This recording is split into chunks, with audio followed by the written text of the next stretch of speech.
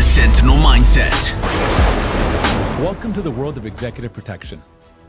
In today's episode, we're going to show you a session that we filmed last week at the ASIS Toronto chapter, where both myself and Ricky Blackwood, who is a senior manager of the executive protection team at Scotiabank, were invited to speak on executive protection. The session is called Executive Protection Beyond the Glitz and the Glamour. Many people in the security industry and many people in the public have no idea about this niche service in the security industry. It is probably one of the most highest level skilled jobs in the security industry. However, many agencies within Canada, of course, are providing this service and personnel do not have any training. And that is a problem. A black suit is not going to cut it. So we're going to go today deep and to find out what are the skills required to get into executive protection. How does someone navigate a career? If you're an agency or provider, what are some things that you should be doing if you want to sell this service? And through this, you'll be able to understand exactly what this world is all about. What are the comparisons between the USA and Canada? All these questions will be answered in today's podcast. Now, one thing before we go into this session, at the very beginning of this conversation, there was approximately 300 people in the audience. To demonstrate what executive protection can do, we had two members from our team escort myself and Ricky on stage. And that's where the conversation will start. Unfortunately, we couldn't get that on camera, but the rest is history. We hope you enjoy it. And if you have any questions, please leave it in the comments section. We'll be more than happy to answer them. Have a fantastic day and stay safe. All right, how's everybody doing today? Good, amazing. So just to make sure we answer the first question, who are these two fine gentlemen that escorted us up here? They are our protection today, and they are our protection to ensure that nothing bad happens to us today and that we leave safely. Now, some questions that you might want to ask or maybe going through your mind is, well, what kind of training does one require to get into executive protection?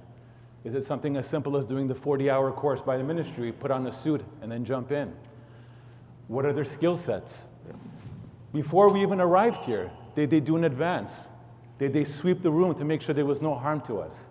This is the world of executive protection. We're going to jump in and just give you guys a little glimpse. Yeah, thanks, Constantine. So thank you very much for having us this morning. We're just going to keep this as a light chat between myself, Constantine, and you can chime in if you wish. Certainly, we invite questions at the end. So, as Constantine pointed out, what is the world of executive protection? And the reality is that in the Canadian space, it's not a little well known, right? It's not something that is everyone likes to jump at, but something that we actually need. And it's interesting when I first made my trek here in Canada and diving into the space and understanding that we have a aversion for the idea of being protected, even though we need to be protected. So Constantine asked a very interesting question. You asked, what do you look for in an executive protection officer? Right. So for ourselves, for our firm, and there's going to be a vast difference today where Ricky will speak on the corporate world and his experiences, and we deal with a lot more on the other side, the private side, dealing with celebrities or VIPs. The things that we look for may not be identical to what, for example, Ricky looks for, but for us, we would look for the body of work the agent has. This is a type of work where really there is no second chances. You have one chance to get it right, and a lot of that's put in your planning, which we're going to go into. In three main components. We're going to talk about, we're going to define executive protection for you. And I'm sure a lot of you probably have some experience in understanding what it is. And then we're going to talk about the threat. What is the actual threat that we're facing in this space itself? And then we talk about what the future of executive protection looks like. Now, I'm not going to pretend as if I'm the subject matter expert on everything, but I will say that it's something we have to take a consideration about, because lots of changing in the future, and we can understand that we are living in an era where technology is taken to us to the next levels, and we have to be able to tap into that. So this is where I'm going to give a shout out to our ASIS course. There's Essentials of Executive Protection. I actually did that course myself. That kind of is, I think, is a good precursor to understanding the world. Gives some good definitions that you can understand in terms of what you need. And you can look on the slide there yourself. You can see some of the main areas that executive protection is broken into. We have obviously I'll talk about the corporate space, and I'm going to leave my good friend here to talk about the celebrity world, which he primarily focuses on, even though he does help us from time to time with executives. We're talking about, faith-based executive protection. That's a big deal for our friends in the South, to be honest. And then obviously high-threat individuals. And what we've seen as we've broken out from the conflict with, Israel and Palestine, we've seen that select individuals have found themselves in the crosshairs for different reasons, obviously, that would not normally be needing this kind of role. And obviously, the governmental sector has, its own arm of dealing with executive protection, primarily because obviously you'll have ministers, you're talking about politicians and so on. So, Constantine, I want to ask you, what do you really look for when you're talking about hiring someone for a role as an executive protection officer? No, of course. So, one of the things that I think to start it off with is that there's this understanding, and I find it more to Canadian mentality, where because you are in security, that you can do the job of executive protection, also known as close protection. So we in Canada and the UK identify as close protection. In the US, it's heavy executive protection, but it's both aligned. But the thing that they both have in common is that they possess a certain skill set. We've had many people come to us, for example, want to jump into the world, and they'll say, yes, I've done executive protection training. And we're like, okay, what exactly is that training? So for us, the training that someone receives is key. But the realities are that is one thing that we find in Canada is lacking, is the type of training that you receive. Who is the trainer? What are their qualifications? And these are big spectrums that we look at. This gives us the body of work with the individual. Look, when we provide executive protection to any of our VIPs, I said there is no second chances. Yeah. We need to have that peace of mind that when the agent takes on the assignment, that he knows exactly what he's doing, that he's able to demonstrate a thorough plan of advance, a thorough setup where he's basically identifying threats, if there are any, and putting that together. Again, when something, and I can give you some failures later on in the presentation, but it's important to understand that when we say there's no second chances, it just takes one thing to happen and everything go off. So for us, training is a big part of that. Ricky. Yeah, the interesting thing, on the corporate side of things, the people we're hiring are employees. So, I think that even for us, the selection process has to be even more refined because, again, when you're talking about executives, you're talking about the most senior people for corporate entities. They have peculiar tastes, but they also know what they're looking out for too. Right. They're probably have been in these senior roles for prolonged periods or in different companies. So they can spot when someone is not really up to scratch. And then when you're selecting those people, you have to know exactly what you're looking out for. And to be honest, within the Canadian space, finding the appropriate training can be a little bit difficult. And the reason for that is that you find that, and there are a lot of companies that say, oh yeah, we can give you some executive protection training, and it's either very highly military steeped or not. And the problem is that you want to find that nice little delicate blend, because I can tell you with executives here, from my own experience, they don't want to be seen as they're being protected. They don't want to be seen as if they're different from everyone else, but they know that they need it. And so you have to find that delicate blend, even in the training mix. So I've found that in my experience in looking for a training provider, you have to go into the minutia of each course, right? Yeah, you need some use of force training, but what is this use of force going to be tailored to? Right. So you have to really be very selective and in developing that training package for your team, because then you're delivering it to a very unique kind of audience in the executive space, and that's very important for us. So having looked at, so you look at someone, you talked about the body of work, right? Yes. What is the body of work? So, what it is that attracts you to a particular person? What body of work do you look at? Absolutely. So you're in the executive protection world, you will hear there's two types of training that kind of summarize the training you receive. Your soft skills and your hard skills. Your soft skills are everything that makes the environment when you arrive friendly. Are you customer service oriented? Are you able to adapt and navigate through conversations? They're not a lot of times looking for where you see in media, a straight-faced individual that looks mean, right? There's times where you have to put that face on, but where a lot of the other parts of the hard skills are, sometimes people look at it, well, in Canada, why do you need hard skills? Now, hard skills would be, for example, the ability to operate a weapon, right? We're gonna go into Canada versus the US, But that would be an example. Or if you're doing some sort of kidnap extraction or defensive driving, those would be considered hard skills. In the executive protection world, you really do rely on your soft skills, Ricky, because at the end of the day, the agent is representing the client. And if he cannot articulate and speak to the client in a certain way and have that X factor approach to him, he could also create things. I'll give you another quick example. Something so mundane as in your principal, which is identified as your client VIP, could say, hey, can you grab me a coffee, please? And you may say, that's not my job. And you could say it just like that.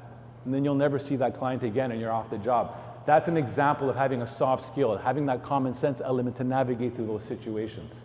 It's funny you mentioned that, because when I was actually being formally trained for my job, I had one of the trainers was ex-Delta Force, right? You're talking about top tier US operator. Actually, he's reservist, so you're still doing operations and so on.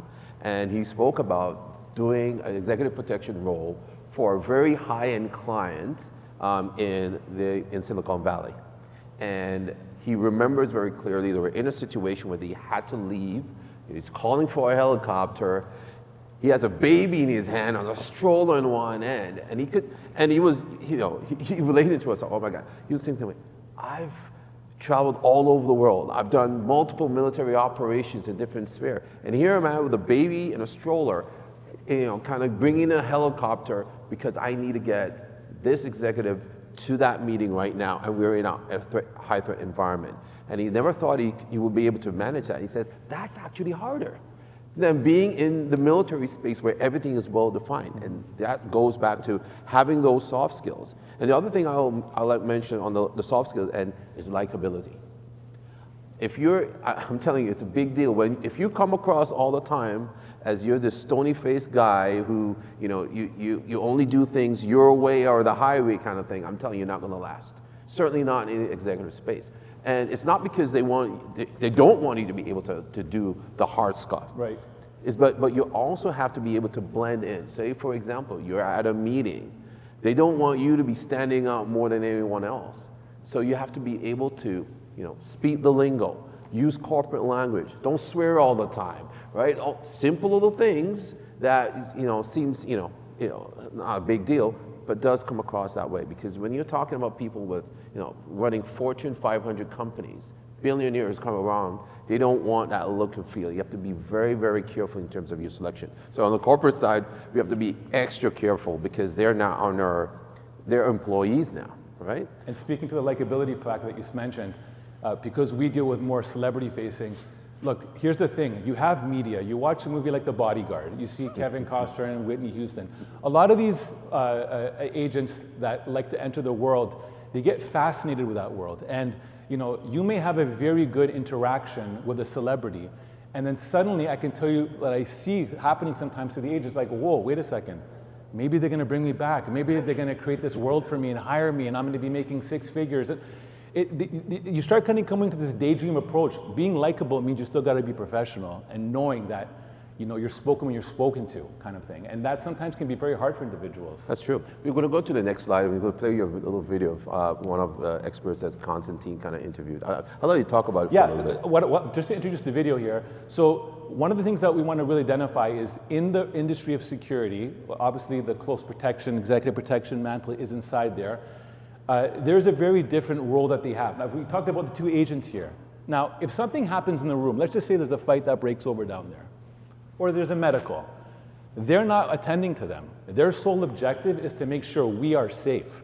And the whole world of protection is that, like, if there's a threat identified, we need to be removed from the site before anybody else does. That's their mission and their mandate. So in this video that Joe Balls was with the RCMP. He was the VIP trainer. He trained the O team. The O team is the executive protection team for the RCMP. Yeah. They look after the Prime Minister, delegates and such. He's gonna just talk in this video about the differences between someone that thought he was doing executive protection that was more security related to the actual role of CP work. When I was at Scotiabank, like I said, I was director of protective services. We had to hire a fella in BC. So I flew out to Vancouver, interviewed the person. I looked at his resume, and right away, I knew there was flags in the resume. And one of the things said he did close protection for the royal family. So look, I'd done protection for the royal family for 13 years, including Princess Diana. He didn't know my background. He knew I was the boss, but he didn't know my background. So we talked about other areas of security that he'd worked, and I said, I see here you were with the royal family. He says, oh yeah, I did. I provided protection for the royal family. I said, so were you with the protection unit of the royal family? Oh yeah. I said, okay, that's interesting. I said, who did you work with? Well, he couldn't give me a name. So who were you responsible for? Well, I looked after the Queen. And I know there was only a small number of close protection officers, because each protection officer is responsible for a member of the royal family. So they don't have an unlimited number of people that come in and out. He said, so you were with the bodyguard team? He says, yeah, I was working the crowd. And I go, well, what do you mean you're working the crowd? Royal Protection doesn't work the crowd. You know, the local police does that support work. The guy Ty says, I was crowd infiltration. I said, well, that's not, you provided security for an event that the Queen was at. That's not Royal Protection. That's not a member of the Royal Protection unit. I stopped and I said, okay, before you go any further, here's my background. 13 years with the VIP section, 13 years working with Royal Protection. I was on the Queen's bodyguard team. And as it all unfolded, this person just turned completely red and then apologized. And I said, look, you've got to be careful writing what you write and telling people what you're telling them, because another piece of protection is credibility. Yes. And when you ruin your credibility, you ruin everything. I listened to that. I've listened to it before, but I laugh every time I hear, because this is where, you have people sell their resumes, right? They want to sell themselves. They want to bring their best. That's all great. However, in this world, you have to be very careful of that. This is an oversell. One, didn't understand how Royal Protection works in the first place, and two, didn't understand the audience of the person he's being interviewed in the first place. But you know what, Constantine, this brings it to the next slide here, where we talk about what is this world really like, right? You guys can read what's on the slide here. This is one of Executive Protection Officer kind of saying, oh, it's not an easy life. And, hence our presentation. Beyond the glamour of it all. Everyone likes to see, the movies. It looks all cool. You all think we're like almost CIA agents. But the thing is, the reality of it is that you're constantly on the go. You're always on call. And that's not for everyone. Constantly, what have you found? 100%. Look, so this is definitely a job not for everyone. For myself, I could have an interaction with someone within 10 seconds. I can tell if that person has what it takes and is ready to go, or knows the industry. Look, since 2020 COVID happened, right? The three words that have come up over and over and over again are work-life balance. That's all you hear over and over again. It does not exist in executive protection.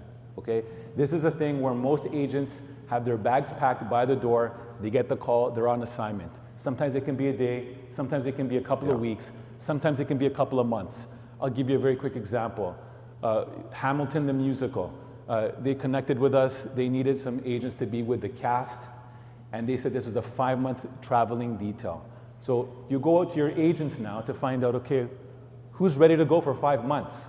People have relationships, people have kids, people have commitments. It can't be like I have a dentist appointment on this day. Like, you have to configure your entire world around executive protection. So in this individual who's talking about his experiences, he visits countries on a regular basis, but he doesn't really know the country. His exposure is the airport and wherever his client is going. He goes to Italy, he's not going to the Colosseum. He's going to be in a confined area with his talent, and he's not going to get those experiences. I mean, Ricky, you do this all the time. You're traveling all the time, and you just came back recently, didn't you? Yeah, I can tell you this, that you're always on. Like I tell people that, if someone says to me, oh, would you like to go on a private jet to go? No, because then you're always definitely on, because your job is protection.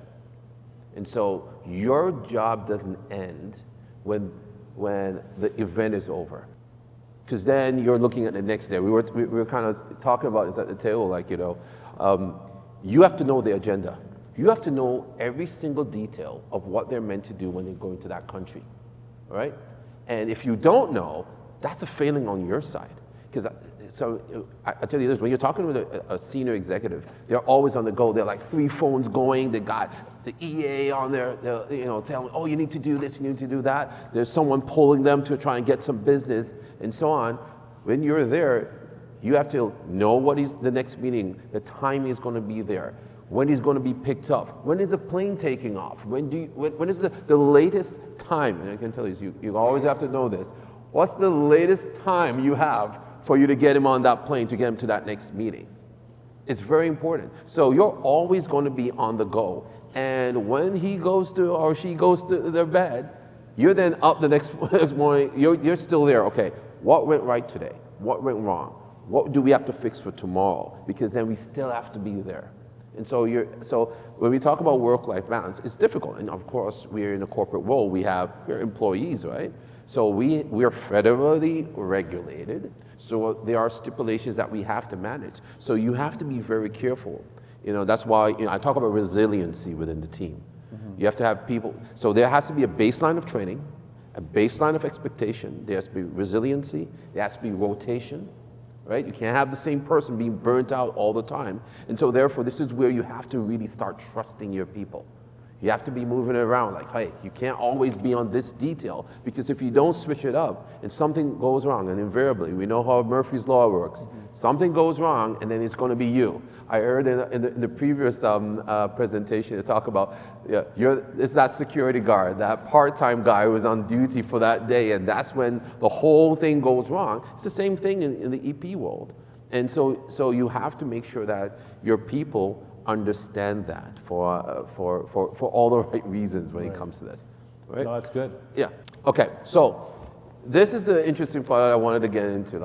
So I wanted to talk about what does executive protection look like in Canada versus the United States, and we can talk about the rest of the world. Okay. So from your standpoint, what do you look at? Okay, great. So for myself, I've spent a couple of years doing a lot of research and development, flying all across North America. We have a media division within our organization, and we do a lot of focus on the security industry, a lot of focus on executive protection and policing. And part of that research and development had me visit very high-level agencies throughout the world, specifically in the US, and basically see how they look at training, how they look at deployments, how they look at caliber of individuals. I give you now from the most simplest tip. I'm trying to bring this term into Canada, because I don't like the word security guard personally, but I like the word protector. And they use that word very, very heavily in the US, that they're protectors. Everything about their thinking is extremely different. There's vast differences between how they look at protection in Canada. In Canada, the classic thing is, hey, we're Canada. That's what it is, we're Canada, and it kind of ends there. But there is a lot of threats that are perceived in here, and sometimes just because you don't see them doesn't mean they're not happening, or there's not something put in place to make sure they don't stop. So for us, there's been a vast majority there, and we highlight a lot of that, Ricky. One of the biggest ones that we get from a lot of our clients in the US is, okay, we need 2 armed agents. Okay, unfortunately, that's not gonna happen because we cannot carry guns here. And I mean, outside of for example, what a service like Brinks would do, for example, where you protect asset, which is jewelry and money, humans are not considered asset, right? So that doesn't happen here, right? And the other side of it is that, even if you can carry, you're probably somewhere in the government side of things. So a lot of it is usually educating our American clients, and they'll be like, I don't get it. How do you guys deal with problems then? Well, we got to use our brains. That's how we deal with things. I'm glad you mentioned that. So, about using our brains. So, and we'll see later on in our presentation, we talk about, understanding the security atmosphere around us, and how we talk about planning and coordination. So, it goes back to what you said. Everyone says, this is Canada. And so there's this perception that nothing happens here. But we just learned we had over 500 protests in Toronto alone, right? And a lot of those protests are geared at Fortune 500 companies and their executives and the hierarchy there. And so therefore we are constantly thinking about that. So for us, planning and coordination is an important part. And when you talk about our friends in the South, we all know that there's a shooting all the time. And it's unfortunate. We're not saying it because but it's just the reality. And for us here, we haven't seen this kind of thing, and so therefore we have this perception, well, nothing really happens. But on the corporate side of things, we're not just looking at a specific type of incident. We're looking at the reputation of the company. for example, and I'll let Constantine talk about this. On his side, if you're dealing with a lot of celebrities, and there's a fight break out, especially if you're talking about a rapper or so on, that seems to be part of the course. That's their business. If you're in the corporate world and there's a scuffle, that's not viewed as a very good thing at all. For us, that's a reputational issue, because there are going to be questions. Shareholders are like, how could the CEO of an entity be caught out in a situation like that? So for us, we really have to be very careful and understand the nuance of our environment that we operate in, right? So, we were talking about, the differences and the nuances. We still need a protection, but we actually need to think more. Right. And, I heard my friend in the previous presentation talk about intelligence. A lot of what we do is intelligence driven.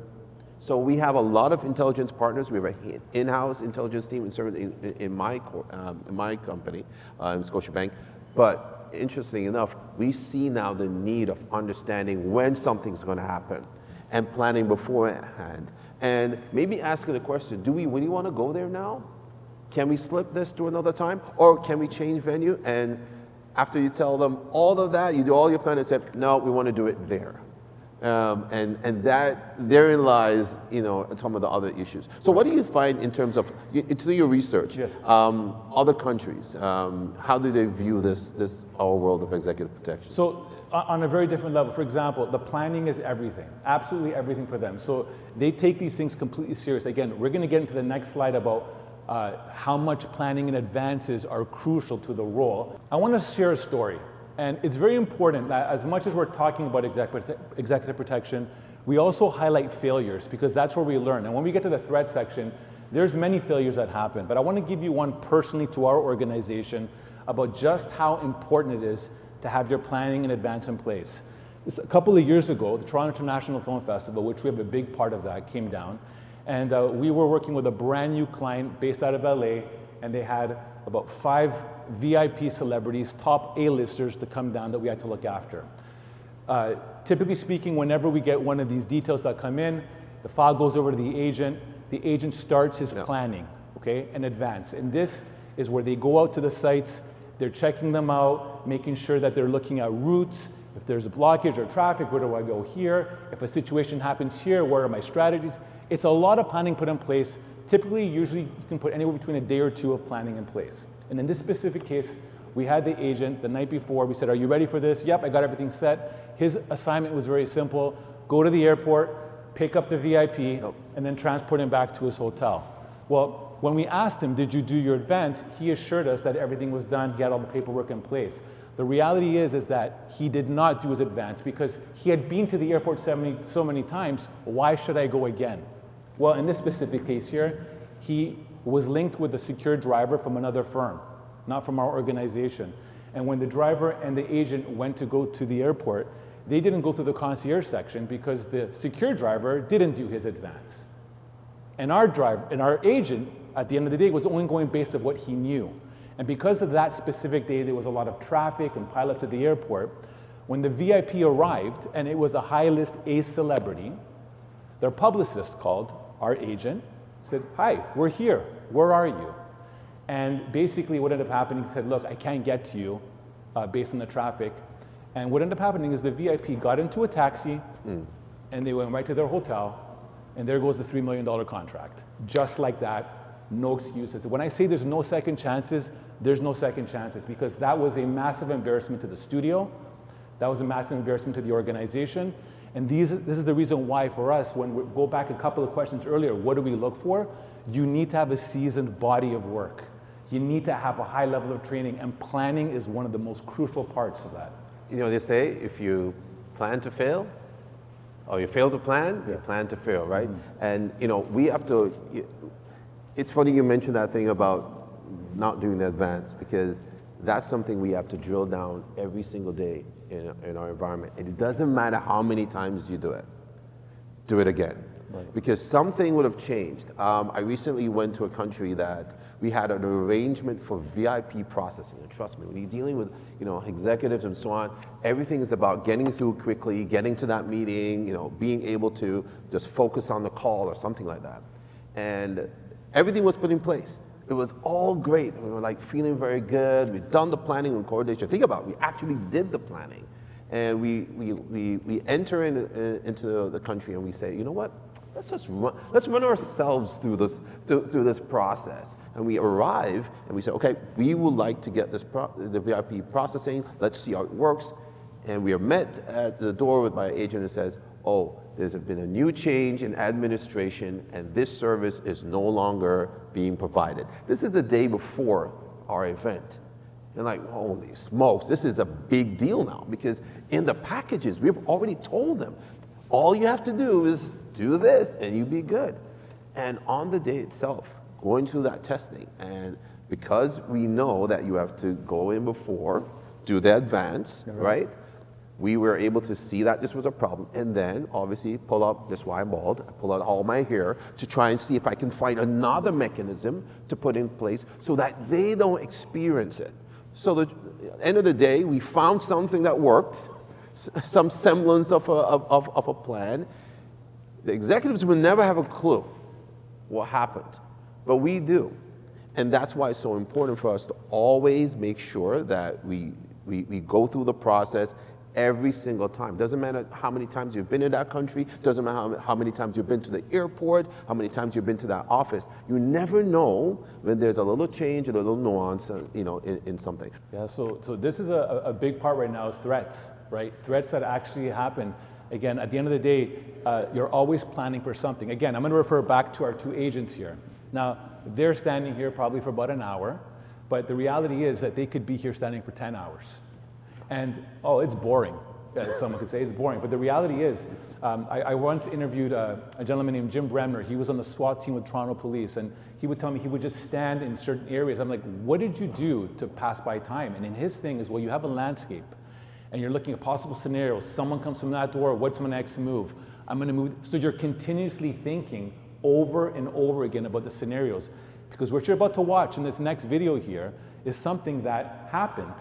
And maybe, because we don't want to be the judge, but maybe they were just not thinking about possible cases that happened. Yeah, it's just one that video.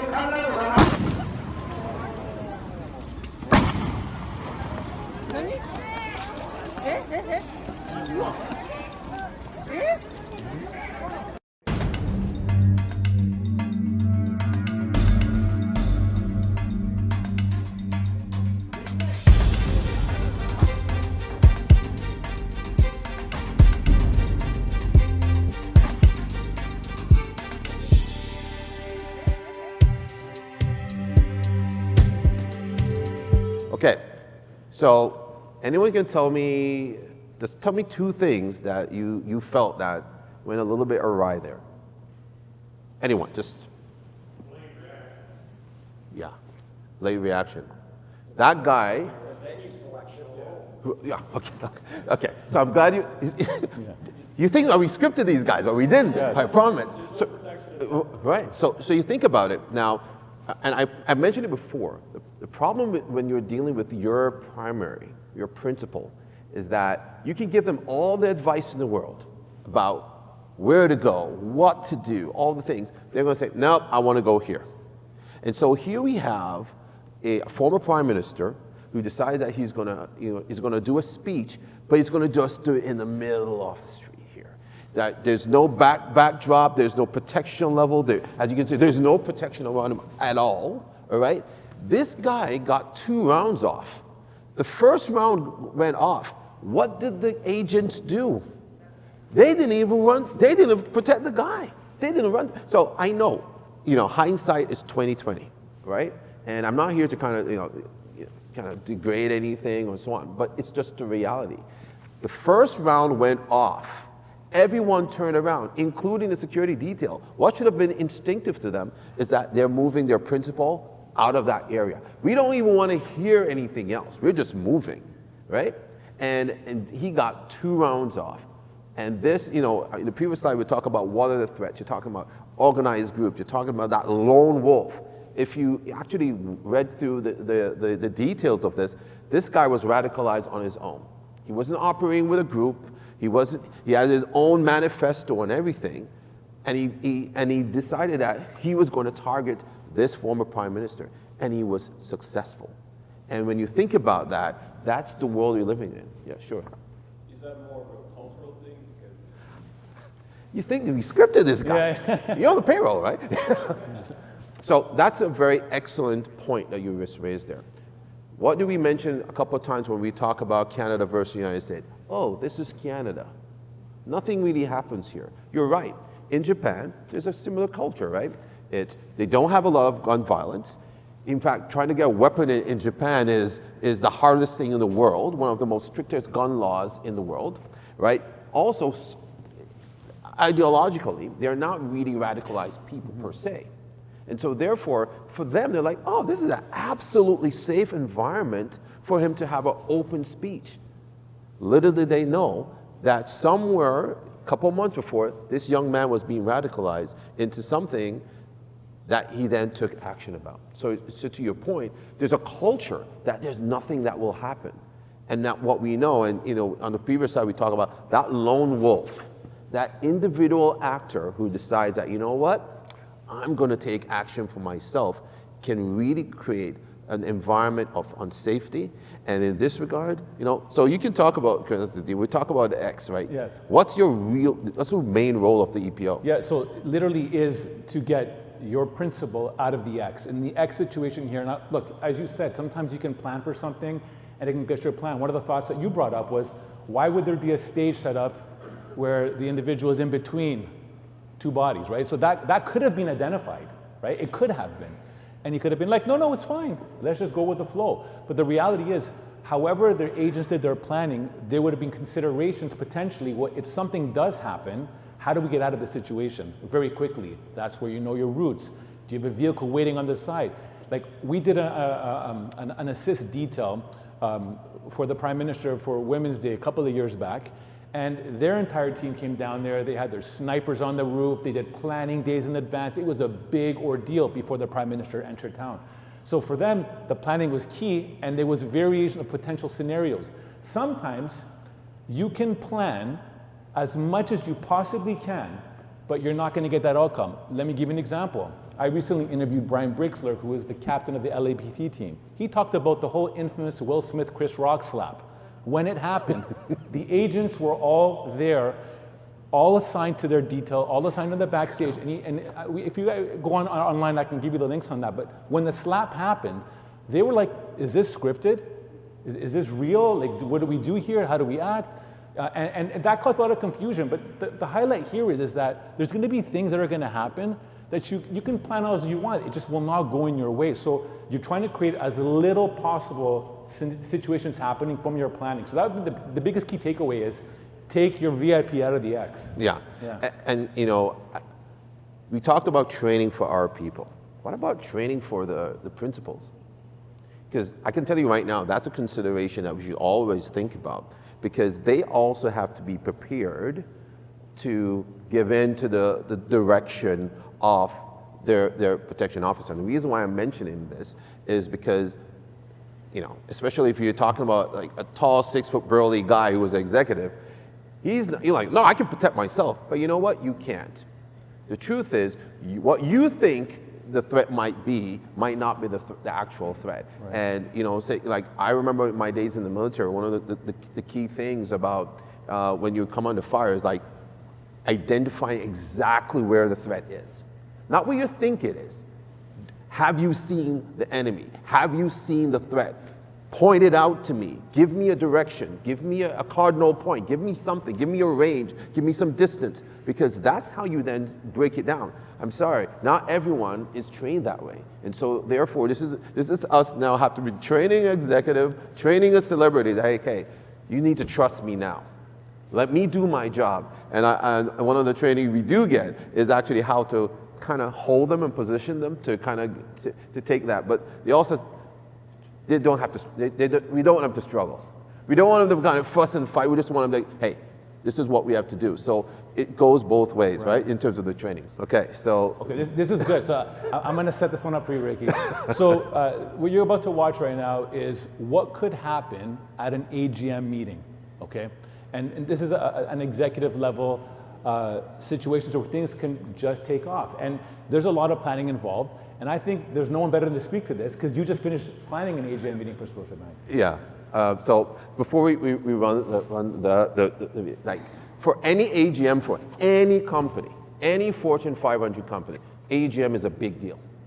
It's the day that the investors, the shareholders get a chance to hear what the plan and the direction is. And also, it's federally regulated. You have to do it. By law, you must have it. You have to make sure it's public. It has to be in a place that is accessible, all these different things. In this new world that we've been having so many protests within the city of Toronto, the amount of time that is taken to plan for any one of these events has now been increased. If you're talking about a 93% increase in protests, you're talking about a 120% increase in the planning and coordination for any of the types of events. Because now you're thinking, are you a target? Are some of the persons who are coming to speak at the AGM a target? Who do you see on that listing that might be a potential threat, or someone who might have something to say? Remember, not all threat is about someone being shot. Some of it is about damaging reputation, right? Some of it is about that little moment where I can go in front of my camera, take a selfie, and say, "Look what I did! Look at what happened at the Gillis Prize," right? Something as simple as that is just making a statement. But guess what? It's in prime time.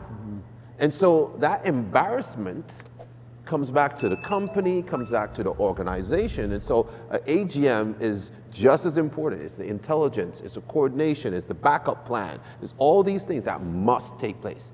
Not might take place, but must take place. And we're going to watch this video now. You're going to see how things can go wrong. But also look at the reaction. Shell must fall! Shut down Shell! Shut down Shell! Shut down Shell!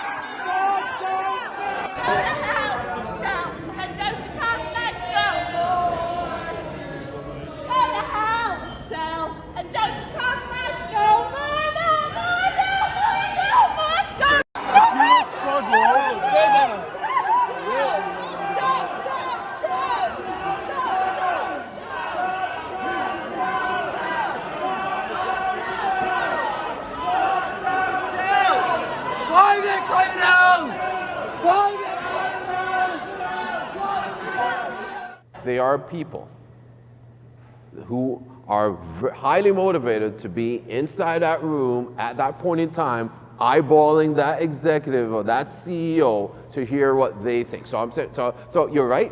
It would be great if we could do all of this online in during COVID. A lot of companies did that, but most companies now have gone to a hybrid situation. But did you not realize that all the executives still remain in spot, right? Yeah. So that executive protection officer surely is thinking to himself, I'm doing the right thing. I'm running towards the crowd. But what did we just talk about? Right.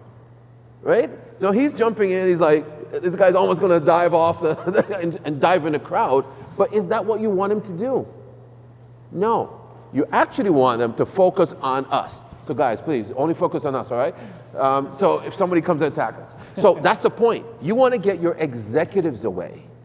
Not trying to go into a fist fight and a brawl with someone, because there the chances are 50-50. It might be how big you are, how skilled you are, but that's not what you want. You just need to get your executives, and that should have been a part of the planning. What happens if a protest broke out? What are you going to do? Are we moving exit stage right or left? What are we doing? Is there something to the back? Is there a room that we go through? Those things must be a part of the planning process. And so therefore, when you see that, you understand that, right? A little more planning is needed. 100%. And Ricky, let me ask you this, because you've seen these. It's very possible that if you were to look underneath your table, that there could be a protester hiding there right now as we speak. You can look right now. Like check, right now. Straight on being said. But that could very much happen, right? And the thing is, you have to plan for these things, and that's where the sweeps come into place. Exactly. And that's why we talk about, the advance is so important, sweeping the room, checking everything. Someone says, oh, I'm who I say, may I see your ID? Simple things like those are, the screening process for any event, I would say, starts at the front. It starts from immediate at the front, starting with everyone being trained, being coordinated, and knowing exactly what they're going to do. And that's the importance of understanding where you're going. So when we talk about all this in a nutshell, we understand that it's selection of the right people, it's training, and training has to be continuous. It's not just one thing, because there are different things. And we're going to talk about the next phase in terms of executive protection. Right. We're moving into the age of AI. And I know that already we almost seem as if, oh my God, are we going to hear AI speech? I'm not going to go into that AI speech. What I'm simply saying is that we have to understand the reality of the threat space that we're operating in, right? And Constantine, I'm going to set this up for you. For sure. This discussion. So I'm part of a group it's called the McKay Forum Group, and we get together bi-monthly, and speakers will come in and they'll talk. And right now, as Ricky said, to kind of separate a little bit between what's happening with AI right now and cybersecurity, it's changing and it's growing immensely fast. You're going to see a video very shortly just about things like deep fake, if you've never heard that terminology, what that is. But the reality is right now where there's a lot of emphasis for security agencies to be putting very detailed security plans around AI, around cybersecurity in the next 6 months. And if this doesn't happen within the next 6 months, you're going to be left behind with how fast technology is moving. And it's actually quite scary, and it adds a new layer now to when you're protecting your details. Like, how do you navigate that with everything else that you're doing? Yeah, so before we go to the video, I want to mention something here that I think is also important. I think there's been historically for executive protection. So let's understand. There's a long history of executive protection. We're talking about as far back as 27 BC. We're talking about Praetorians. We're talking about as far back as the Han Dynasty, having protectors for the emperors. The royals have had the knights, the Knight Templars, all these different groups, all executive protection officers. So this is a long history in terms of where we're coming from. But as we go through the centuries and the decades, what we have to understand that we have to change in terms of what we're doing. And for me, it also means building out an executive protection team has to reflect that. It's not all about being burly and strong, and then you can do jiu-jitsu and MMA. That's great, that's wonderful, that's good. That's when you're in contact. I can tell you right now, if you're in a corporate space, that's no bueno. If you have to be fighting your way through every time you have an incident, you're going to be fired, because that's not what you want. What you want to be in a position where you understand what your threat is before it happens and setting yourself up for success. Engaging the enemy as an ex-military guy is not the space you want to be operating in. So therefore, for someone like myself, it's building a team that is just as nuanced as the threat environment that we are operating. So you need someone who understands cybersecurity. You need someone who has extreme soft skills, understanding. You need someone who can look into a crowd and identify who are the people. Why is that person not paying attention to me? Why is there no eye contact? Why are they so fidgety with their bag? These are the things, scanning constantly. There are different skill sets that must be a part of an executive protection space now. And that's why it's important to understand we're going to a new age where you have deep fake. People can replicate your voice. You just need 9 seconds of your own voice to replicate it. So we're going to go to the video. We can discuss from there. Should the average person be concerned from a security standpoint? And security standpoint can mean a lot of things that we use our digital footprints, putting up pictures, writing content. A business be concerned from just the opportunity where I'm thinking maybe so simple like hacker. Should I be concerned? I can take a picture of you, Constantine, and I can put it in the engine, and I can now zoom as if I'm you. Literally use your face, and when I talk, it uses your mouth to talk my words. And then Google and others have, if I have 3 seconds or 5 seconds of your voice, I can get my voice modulated to being your voice. So I can look and talk just like you. And a huge security issue that's going around right now is people finding, their kids' picture and voice and calling the grandparents and saying, FaceTiming the grandparents with the face and the voice and saying, I need $500 sent to me right away because I'm in a dangerous situation. If you can just have some access to somebody's face, you can now go make a movie, you can go make history, you can do all sorts of things. So you can't believe anything that you see digitally anymore. Yeah, so words of wisdom are, this is an inevitable thing. You can't go hide under a bushel. You can't stick your head in the sand. You have to accept the fact that this is going to change things. Now, when you hear that, it's scary. I'm a podcast guy. I like to listen to a lot of podcasts, and recently I was listening to one on podcasts who talks about, the AI space, right? Everyone hears about ChatGPT, and obviously there are many companies that. Right now, the two major companies that are involved is obviously Google, right, and Microsoft. They own everything, and they're pushing it. But guess what? In the open space of AI, they're growing even faster than those companies. So if you think you know what ChatGPT is doing, you need to take a look on the dark web and see what those guys are doing. And the reason why I'm mentioning is that recently in the United States, there was a call made to a senior executive by the boss. So they thought, authorizing a particular transfer. This was $50 million to be transferred into, well, should have been many red flags, but a crypto account. It was done because it was the boss's voice. He knew, he called me by my first name. He was very familiar. He did it. You need to do this right now because this is whatever it is. It was done. And then it was later found out that it was fake. The person just captured the boss's voice, which you can capture from many different things. Because, well, everyone here has an online footprint. Right now, I'm giving so much content online myself, and it's just the reality of the world. And that person then authorized $50 million. So why am I mentioning this for executive protection? Because now we are in that realm as executive protection officers that we have to think about that. What are the protocols we're going to put in place? Do we need passwords? Do we need an authorization code to be executive? Do I need, if you watch those spy movies, there's simple things you say, I authenticate Bravo Zulu, and you said, if you can't tell me what that next code is going to be, I'm sorry, buddy, I'm not taking any instructions from you. I don't care who you are or who you sound like. Now, we also know that 70% of what we call physical attacks have some semblance of origin in the cyberspace, whether it's through harassment, stalking, through whatever it is.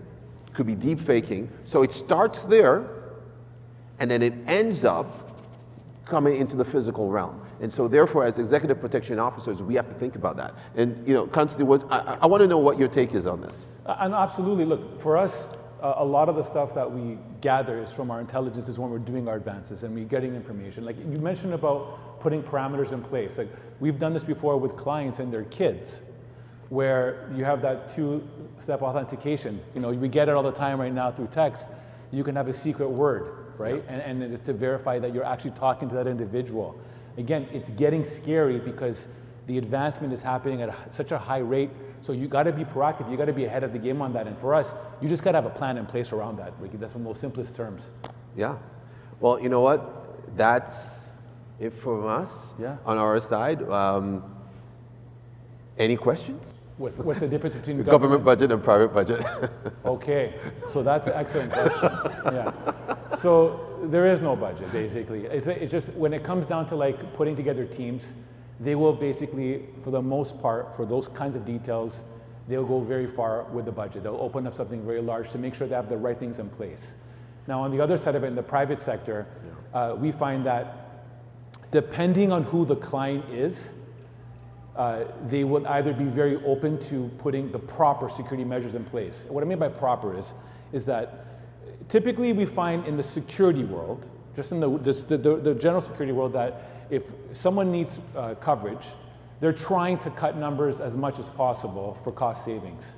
When it comes to the other side of it right now, we find it's a very different experience, where they're very more open to saying, no, we need to spend the money for this because it's the what if. What if this happens? And if what if happens and it gets made to the public, they'll be like, why didn't they have a proper security team? Well, there wasn't a budget.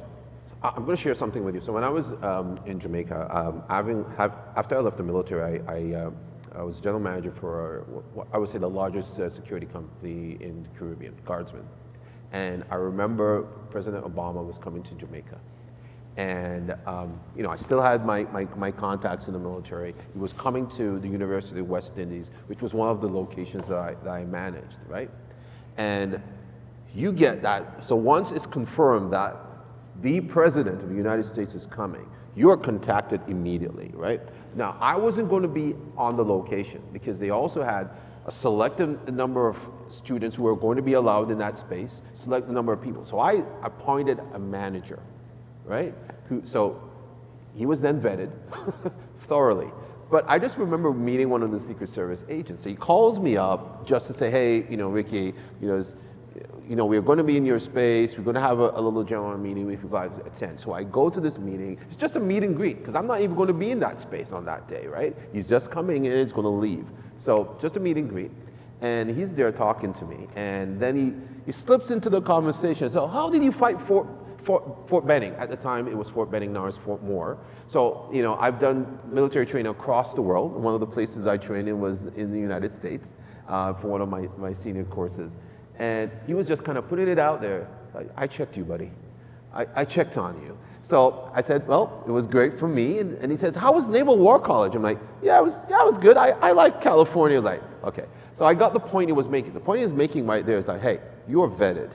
We understand who you are and what you're doing. So that tells you how far ahead they're thinking. Every single person who may have influence, who may have contact, who may have something to do with this trip for the President of the United States has to be vetted and go through the process. And I can tell you, there are a couple people who just could not be allowed or were not allowed in that space because of previous statements that they made online, to include a paper they wrote when they were a university student. That's how far it goes. So when you talk about a budget, right, they are willing to spend whatever it takes. Can you imagine if something went wrong in Jamaica for that trip? Not to mention, on that leg of the trip, he was going to be the first president to enter into Cuba in decades. So that was the next one that he was going on to. So nothing could have gone wrong. So, and also, just to kind of speak to that, when you hear about things like, I mean, you hear it like, oh, Trudeau went on vacation and it cost $300,000. Well, a lot of that is his protection team that has to follow him, right, and go there. And that's where the costs can really start flying. Yeah, of course. But thanks, great question. You had a question, number 5? I was going to say, have you had like a client or something that had to refuse based on? Oh yeah, all the time. So we'll get people that call us and say, hi, we want, so the question is, have we ever had a client contact us and we refuse the detail, okay? So even though we live a lot in the, like I would say, celebrity, VIP, executive space, there's people that come in and say, hi, I just want a bodyguard. I'm going to go to a club tonight. I just want, like, exactly like this. I want 2 guys to follow me in. If anybody gives me problems, they step in and kick their ass. Like, it's like, no, that's not happening. And just, a lot of our conversations with many clients, cost is never an issue, ever, which is why we like this space quite a bit. So no RFPs for us. But I say that because it is something that, you also have to look at the threat. Do I want to take on this threat? We once received a request, some, betting going on and underground stuff happening. And you get a lot of different requests, but what we're trying to do is we're trying to filter in what is I would say the best outcome for us to come into a situation. Because here's the reality. We could provide agents in a church, and something can take off in a very bad way, right? And the reality is you just got to pick the best ones that are going to give you the best outcome. And it's very hard to identify them, but also we want to put those layers in place. Ricky, how about for yourself? Well, I want to say this, that, for me, the best thing is a boring day. Yeah. So I don't know if you guys watched that movie, the Hitman's Bodyguard, right? And one of the things he talks about, he was boasting about, yes, it's another quiet day, it's another boring day. And that's what I live for. I live for the boring day, when I don't have to worry about anything else. And, the executive would say, oh, thank you very much, oh, but nothing happened. And you always have those people say, but nothing happened. Like, yeah, that's wonderful, that's great. We want it that way. That means that planning, coordination, all those things have worked. Because when something goes down, that's when you need that person to switch their mind immediately, and that's not always easy. Well, thanks for that question. Yes, sir. Yeah, perhaps we can say this conversation, but I'm curious what your thoughts would be on the Chinese protests in the U.S. Okay, so that's a very interesting question, and I know that, and I'm not going to go into anything political here, but when you think about anything about the protests in general, what I will say is that there was a failing in security. It doesn't matter what end of the spectrum, whether you're a Democrat, Republican, or whatever, there was a failing in security. What it says to me is that I cannot imagine a situation where we have a capital being taken over. That in itself speaks to that it doesn't matter if you want it, you can give people their freedom to protest, and I'm all for that. I'm down for it. In fact, I joined the military to protect everyone's right to do what they need to do, what they want to do, but also on the flip side of that is understanding that imagery matters, institutions matter, and you need to put the necessary systems in place to protect something like that from not happening. You can whether it's layering, because we have side discussions all the time, myself and Constantine. We talk about layering, where we talk about the concentric circles of security, and from the outer coming in, and understanding that from the outer end of things is that you can have people protesting there, but no one is coming into the inner sanctum, and no one should. So in terms of my perspective on that, is that there was a failing in security, in terms of instead of allowing people to actually get inside that capital. It should never have happened. And irrespective of what happens in the courts and so on, the imagery that was projected across the world does not send a good message about the security profile of that incident. That's just a reality. That's my take. Any other questions? Yes. Oh, you know what? That's brilliant. No, you know what? That's brilliant. That's brilliant, because I'm going to share this with you because I recently just shared with some friends of mine that I think we should be using those, right? We should be using that as a part of our protection model now as executive protection officers, is using everything that you have in your arsenal to give your protection. So recently I was looking at an event, and one of the things I actually did put into the security plan was getting drones and UAVs into the mix so that we could, so there was a couple areas that we couldn't see. And it didn't matter how much lighting you put in that area, we're never going to see anything behind there. And the first thing I said, you know what, let's get some drones out there, right? Let's get something. And so you talk about a UAV, you're talking about something that can bring an attack. And you're absolutely right. Do you bring a scrambler?